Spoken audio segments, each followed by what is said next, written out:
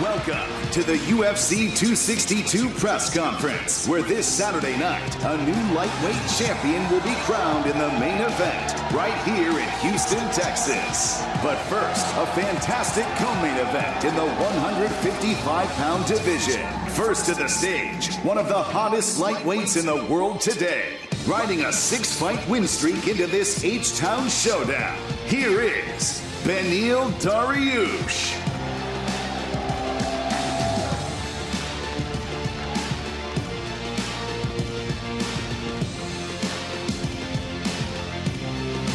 He faces one of the most dynamic forces in the division, the unorthodox, unpredictable star who put together one of the most impressive win streaks in UFC history, spanning 6 years. Please welcome the former interim lightweight champion, Tony El Cucuy Ferguson.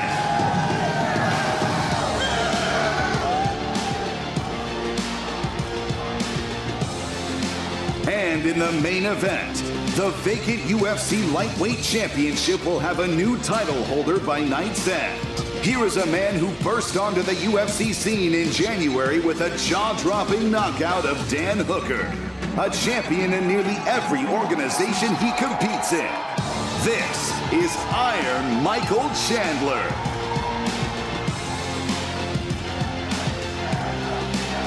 His opponent, the best submissions artist in the game, author of some of the most memorable finishes in UFC history, and entering this fight scorching hot, riding an 8-fight win streak. Welcome, Brazil's own, Charles Oliveira.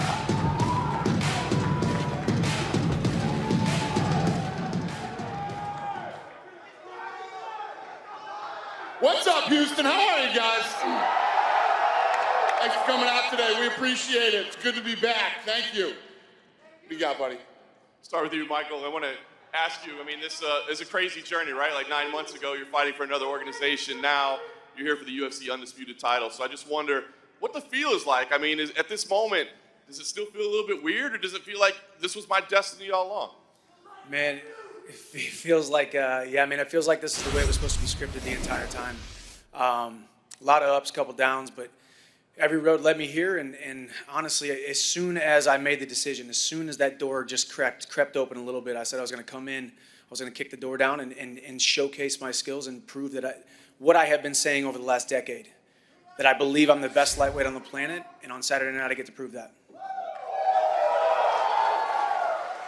So obviously your resume speaks for itself and what you've done up to this point, but there are some people out there that say the guy doesn't deserve it. He spent 2.5 minutes in the UFC. Why is he fighting for a title? So what do you say? Do you make the argument that, no, I absolutely 100% deserve it, or do you feel there's a little good fortune, maybe some luck, something like that helped out? These days, the word deserve is a hard one to quantify. I've been in this sport for over a decade. It could be 13 years in August. My resume does speak for itself. I have dismantled 2 former UFC champions. So I love my resume, I love my past, I love my ups, and I love my downs. I think the show that I put on against Dan Hooker, doing in 2.5 minutes what Dustin Poirier couldn't do in 25, what Paul Felder couldn't do in 25 minutes, I believe that was indicative of getting this title shot, not to mention the fact that I came in right away, kicked down the door, said yes to every opportunity, showed up with my work boots on, just like my dad did as a union carpenter for the last 40 years. And I show up, I'm a working man, I'm going to say yes when you call. And one last thing for you, Michael. You mentioned fighting 2 former UFC champions. I'm just curious, the matchup itself, when you look at it stylistically, where does Charles Oliveira rank in terms of dangerous opponents that you face? Is he the most dangerous opponent you face? I think you got to put him up there as probably the most dangerous opponent. Not just that. I don't look at the skills that Charles brings to the table. I don't look at the record. I don't look at the submission wins. I don't look at the records that he has right now. I look at the fact that he's had some lost streaks. I look at the fact that he's been in the UFC for almost as long as I've been fighting. He was just a young kid from Brazil with a glimmer in his eye, hoping to be a UFC champion one day. All of a sudden, he gets that opportunity, and you think I'm going to be able to take that away from him. So I know we're going to see the best Charles Oliveira on Saturday night. I expect that. The fans here in Houston, Texas, at the Toyota Center expect that, and we're going to put on a phenomenal show. Thanks, Mike. I appreciate it. Charles, I want to speak to you as well. A completely different path for you. As you said, 10 years in the UFC. So can you put into words what this moment means to you, this opportunity to finally fight for a UFC title? Charles, eu quero fazer essa pergunta para você, um caminho completamente diferente do Chandler. Você está aqui há quase 10 anos. Como é que foi o caminho para chegar até aqui? São 11 anos, vai fazer 11 anos de história, né, dentro do UFC. Acertei, errei, aprendi. Estou muito feliz com a oportunidade que estou tendo hoje. It's been 11 years. There were losses. I heard and I learned, and I'm really happy for this opportunity. Was there ever any moment along the way where you thought, I'm never going to fight for a title? I mean, I'm a great fighter, I've got a great record, but I'm just not going to be a UFC champion? Teve algum momento que você, sabendo que é um grande lutador, pensou que você jamais lutaria por esse título? Lógico que não, com certeza, isso nunca ia acontecer na minha cabeça. Eu entrei no UFC, como entrei, falei para fazer história, eu venho fazendo história no Ultimate, eu sabia que é a minha oportunidade de chegar. No, I never had a doubt. I knew someday I'd get it. I knew someday I'd fight for this title. Nice. Lastly, stylistically, I just want to ask you, I mean, we know what Michael brings to the table in terms of power, striking, great wrestling as well. Do you believe that he'll be willing to engage you in grappling, or do you feel like this is going to be largely a stand-up fight? Estilisticamente, você sabe o que o Michael Chandler traz para a mesa? É muito forte, bom striker. Você acha que ele vai concordar em disputar a parte de grappling com você? O Michael é um cara duríssimo, merece todo o respeito do mundo, campeão do Bellator, tem uma grande história, é um cara que é muito duro na parte, pega muito duro em pé, é um cara que trabalha bastante o wrestling, com certeza ele está vindo muito bem, pronto para a luta, mas é como eu falei, eu também estou 100% pronto para a luta e vai ser uma guerra. Yeah, Michael Chandler is a very good athlete, very powerful, very good. He was Bellator champion, and I'm sure that he's going to bring his best game to the fight. Thanks. Appreciate it, Charles. Dana, just lastly for you, obviously we know the reason that the title is vacant is because Khabib Nurmagomedov walked away, one of the greatest of all time. Do you think either one of these guys is going to have more to prove? He's a fucking bitch. He's a fucking pussy. Sorry to interrupt you. I'm going to dedicate this fucking song called Mask Off. Chase a check, never chase a bitch. That's Khabib.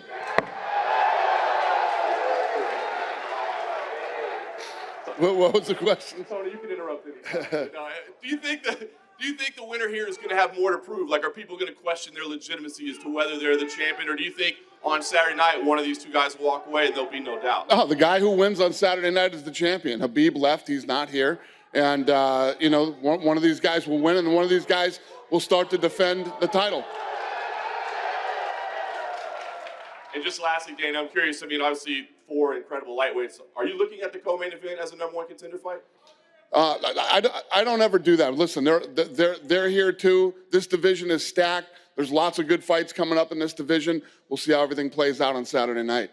I mean, anything's possible. It's like people are, you know, you just said to him, people are saying that he's getting this too quickly. This guy's done everything that has been asked of him since he walked in the door. Timing is everything in life, and it has worked out for him to get this title shot on Saturday night, and we'll see what happens after Saturday. Yep. Tony, way in the back. Obviously, a lot in your last 2 fights leading up to those fights out of your control. Last-minute change of opponents before Justin, and obviously limited training before your fight against Charles. So, how is camp this fight week, Van, leading into your fight? I'm a businessman. CSO stands for Chief Security Officer. I had to go back to the board, squash some numbers. We hit the bag. We put everything we could into this camp, and I had to resource myself to my old Ultimate Fighter coaches. I made contact with Brock. He said, do you understand what I was talking about, the difference between chicken shit and chicken salad? I said, abso-fucking-lutely. I talked to Coach Marty Morgan. He said, did you let him take you down on purpose? I said, no. And he said, why the fuck are you going to let anybody else take you down? I talked to Greg Nelson. He said the same kind of thing. And I talked to Coach Eric Paulson. Now, each one of these guys, they know me, and they know exactly what I can come from. And I just honed in, and there's no words for this shit, man. Opera non verba. We're going to go out there and get this victory. And then I'll ask, how do you like the fans back here? Obviously, you're a big fan favorite right now. Absolutely. UFC 262. We're coming at you hard on the right fucking hook. Make sure you guys buy that shit ahead of time. Let's go. Then question for Beneil. How's camp been ahead of this fight against Tony? That I know you said you are expecting the best, one of the most scary lightweights in the history. So how's camp been for you? Camp was amazing. Had one of the best camps ever. I'm looking forward to fighting Tony, and I think Tony needs to recognize that I'm in front of him. He needs to not worry about Habib right now. He needs to be worried about me. Hey, homie, I already know that you went to go help Justin Gaethje. You're a little bitch for going out there and helping him fight for the title. I didn't know you did that. You listened to Ali Abdelaziz and he fucking manipulated your But ass. when The one somebody thing asks you for is help, I'm after you, you dude. offer your- you look offer at a man. I have hand. nothing against you. Listen. But seriously, my punches are Listen, gonna Justin fucking asked start for your help, ass. and I I'm helped gonna him. knock you out. Listen, bud, if you had asked me help, I would I'll help knock you out, too. kid. But I don't care this is where we how are. many fucking Ultimate Fighter fucking people you have over there at UFC. I don't even know what what is it, that King's means. MMA. Look at King's MMA. You have how many UFC fighters training with you? It was the same thing on the Ultimate Fighter when they all went against me. You know what the fuck happened with that one? What? Basically, it says you can't bring anybody inside that octagon with you, kid. You think you fucking know me, you want to do spinning shit and everything else like that. You think I'm unorthodox. Kid, I'm going to hit you so fucking hard.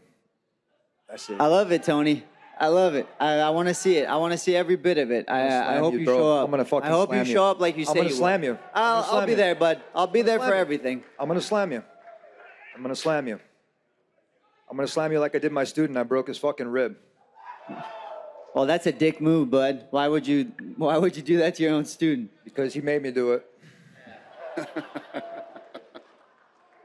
Question for Michael in the back. Who has the next question? Go ahead. One more for Michael. Historically, you've done very well against high-level Brazilian Jiu-Jitsu black belts. That being said, Charles probably might be the most dangerous in the lightweight division right now. So how does his grappling compare to your opponents in the past? I think Charles is probably the most dangerous guy in the grappling department that I have faced. However, I haven't faced some very high-level competition when it comes to black belts. And my style is more pressure, position, and damage. My wrestling that even the way I wrestled in college, transitioning into mixed martial arts, it's more of an anti-jiu-jitsu than it is an actual wrestling offense. You're going to feel my presence, you're going to feel my pressure, and you're going to feel my power when we're on the ground, when we're on the feet. So I think I'm going to thwart every attack. I think I'm going to make him second-guess himself in every single exchange, whether we're on the feet or we're on the ground, and that's where we're going. I'm going to get my hand raised on Saturday night. Another question for Michael. Getting the title shot this early into a UFC career, does that validate the decision to come over when you did? 1,000%. Making that leap, making that decision was not an easy one. And I just encourage everybody in life, when you have relative security, but you know you're not doing or being where you need to be, make the leap. And that's what I did. That's what I did when I walked on the University of Missouri, became an All-American. That's what I did when I left the relative security of my previous organization, running into the UFC, saying yes to everything, keeping my work boots on, putting on a phenomenal show. And now I believe I become UFC champion because of it. So I think it validates everything. There was a couple sleepless nights there where I wonder if I was making the right decision when I tested free agency. But it has paid off in droves, and here we go. We're about to win a title. And Beneil, I was curious, were you expecting that sort of reception from Tony? Say that again. Were you expecting that sort of reception from Tony? Honestly, I wasn't even sure what I was going to get from Tony, but I'm glad I got it. Me too, buddy. The fight's with you. It's not with anybody else. I appreciate it, bud. Let's go. Buddy. Tony, you say the fight's with Beneil, but not anybody else. But what will it be like to finally fight with the fans around you? It was exciting when there was nothing there, and it was exciting when there's something here. When we go out there, it doesn't really matter. Everything disappears, and it's like tunnel vision. It's exactly what it is. We go out there and we give our best. It's going to be a gentleman fight. We're going to go out there and we're going to give you fans exactly what you fucking earn, which is a good, hard fight. You got these two gentlemen who are fighting for a vacant title, who I had 12 fights in a row, and I fought for a title, but then I got stripped, right? The other day, one of the cameramen tripped over a fucking cord when I was giving an interview, and it was actually not funny. The funny thing is God never puts enough on our plate that we can't handle. And last year, I put so much on my damn plate that he fucking fixed me up for this year, and 2021's my bitch.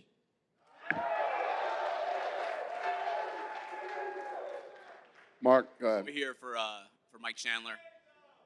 I just want to, has life changed for you at all since that big knockout over Hooker? Obviously, it was your UFC debut. What has changed, if anything?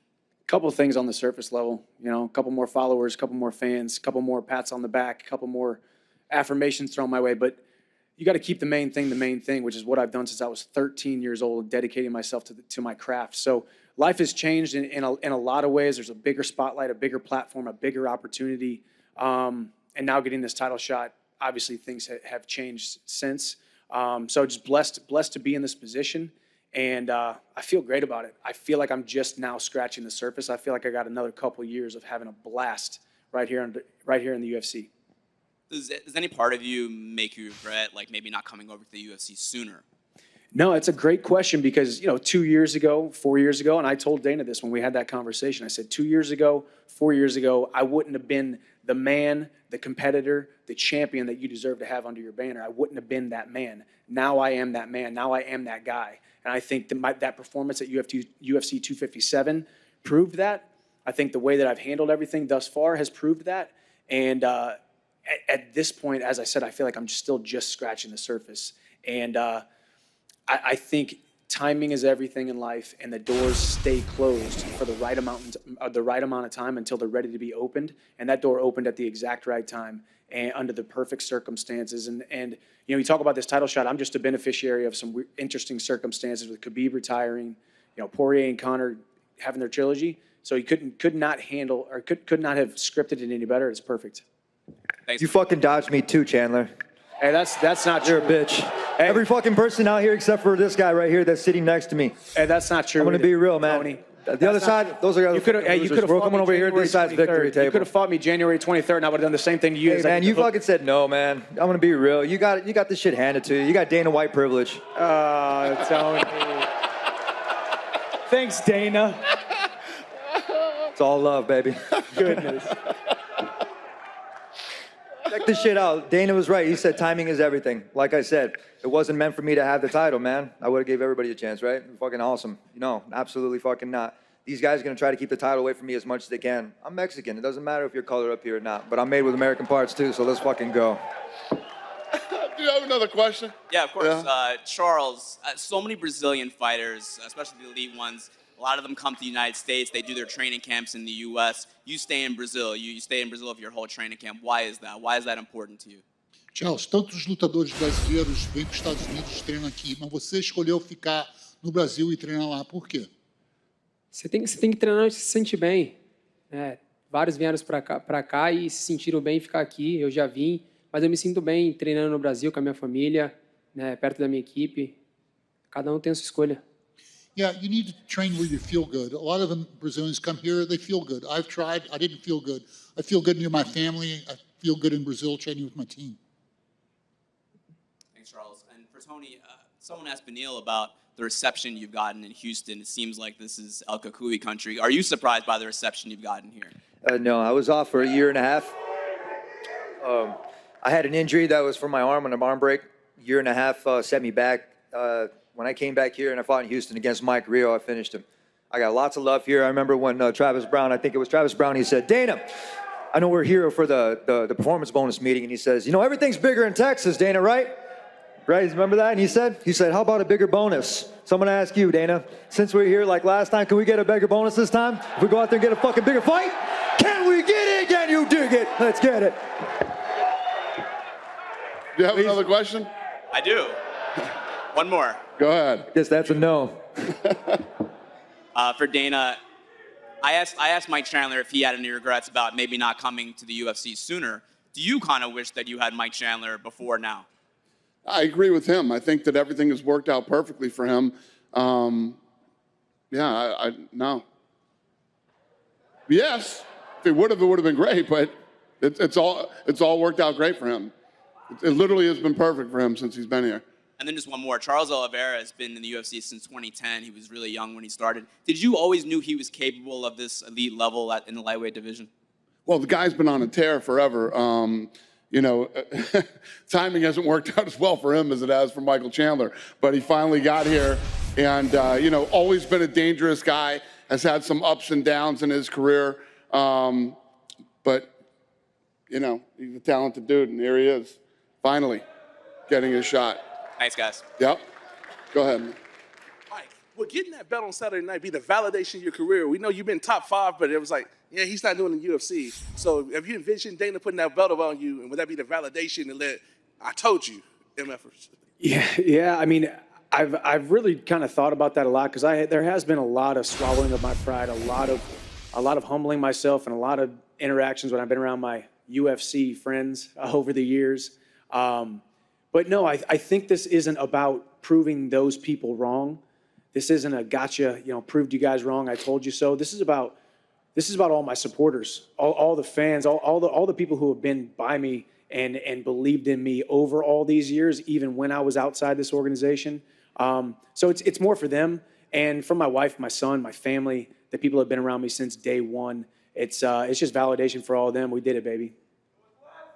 You alluded earlier about scratching the surface. So when you see your name on that banner, is that about being that pay-per-view guy? Is that what you mean by breaking out and scratching the surface since we hadn't seen the best of you yet? I don't think so. I think you've only seen 2.5 minutes of me perform inside the octagon. I think Saturday night we'll get a couple more minutes for sure.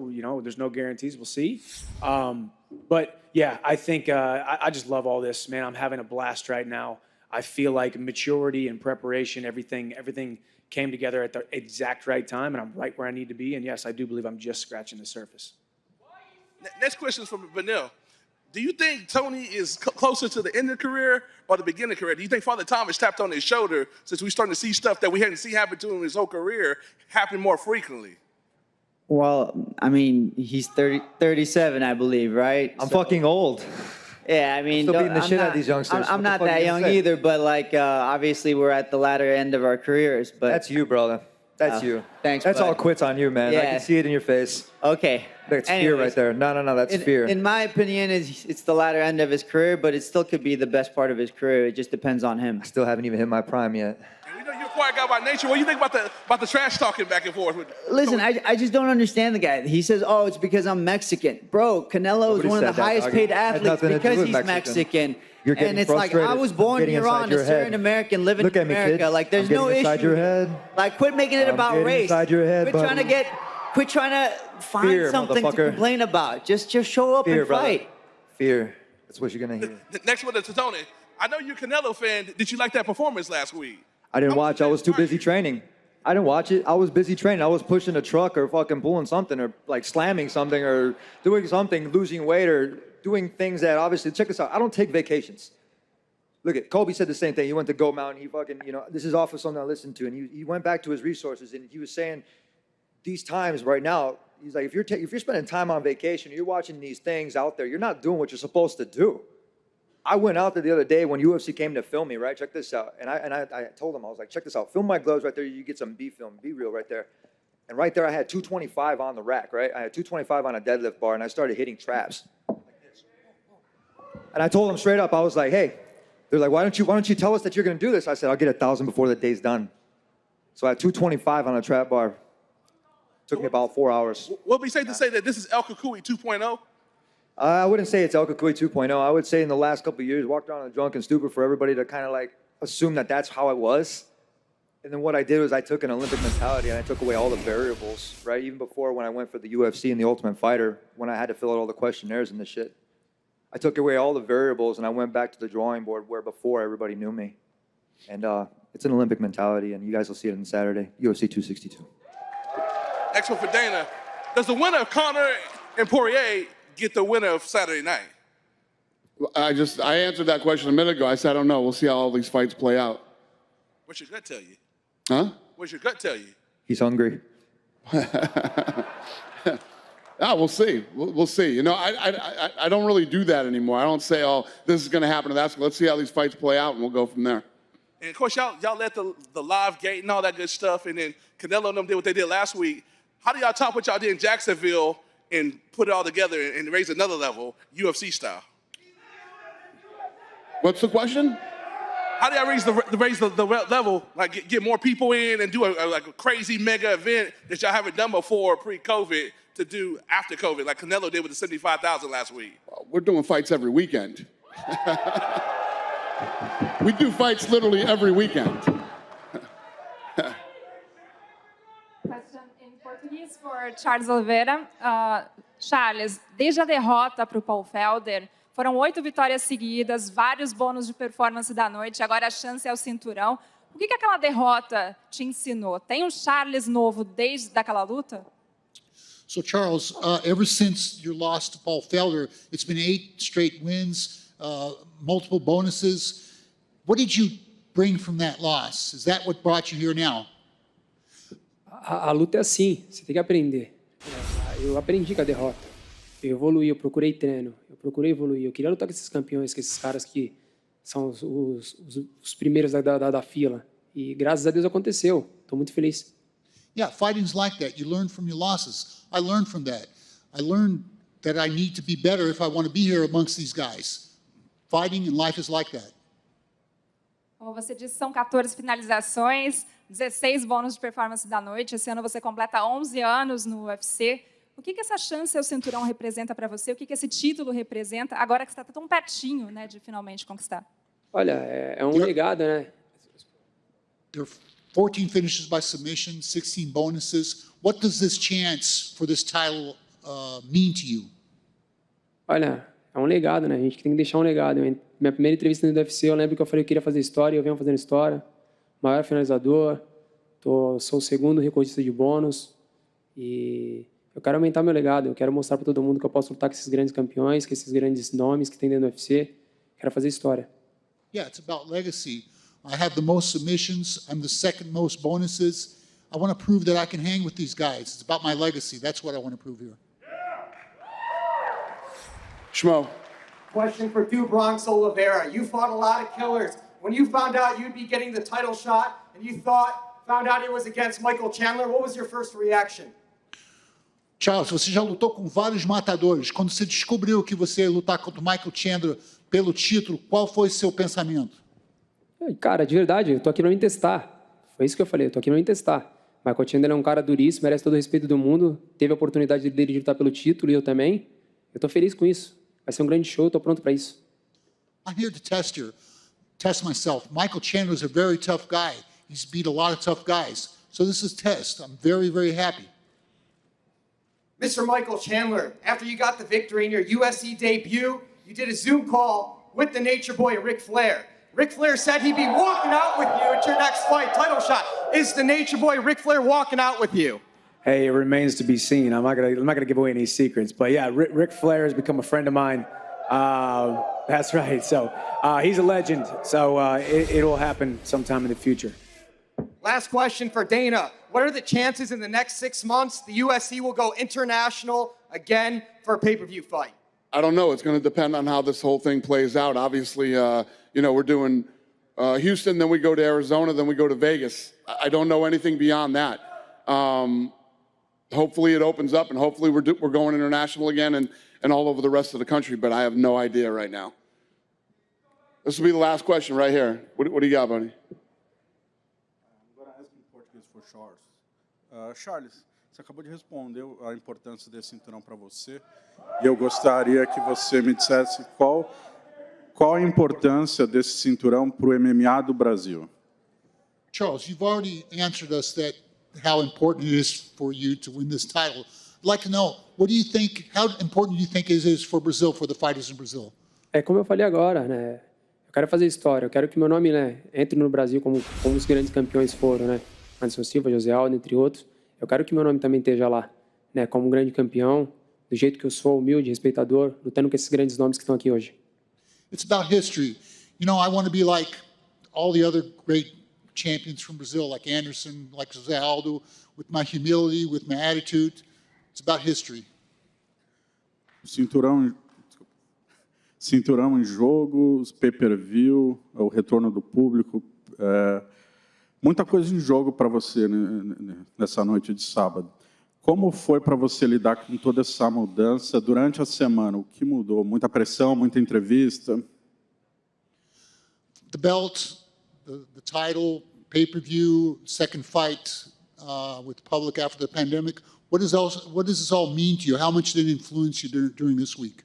Cara, de verdade, estou curtindo meu momento, estou aproveitando meu momento. Eu lutei com grandes nomes, né? Eu já cheguei a lutar com grandes nomes, são 8 vitórias seguidas, né? Então, eu estou tranquilo da minha luta, eu estou tranquilo com tudo que vem acontecendo. É a volta ao público, vai ser show de bola, a gente vai estar todo mundo lá para dar um grande show para todos vocês. O card está perfeito, o UFC 262 vai ser perfeito. Truly, I'm coming off 8 straight wins, against tough guys. It's going to be great. I was ready for it. I'm ready for it. It's going to be beautiful. Minha última pergunta. O que eu queria saber de verdade, Charles, é toda essa enfim, a sua evolução nos últimos anos, são 11 anos, qual mensagem você deixaria? Por que foi possível para você chegar a esse ponto depois de 11 anos? Qual foi a chave? Qual foi o grande aprendizado?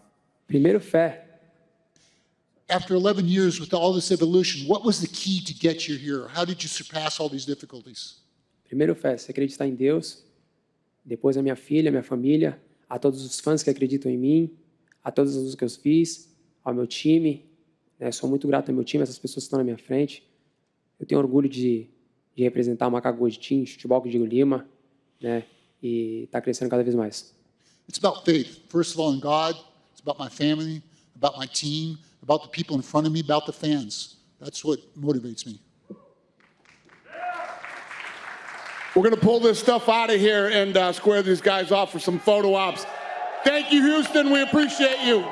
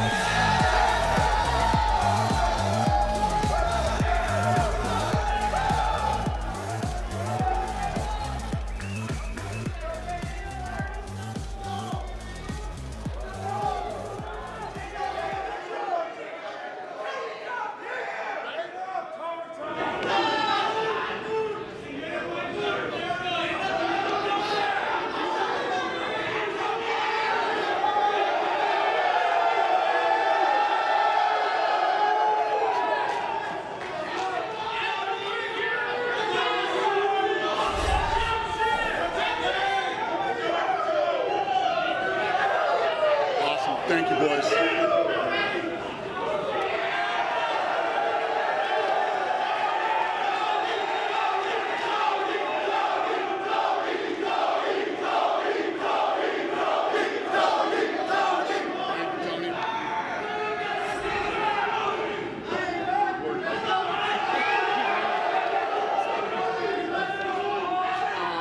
You got the belt, man?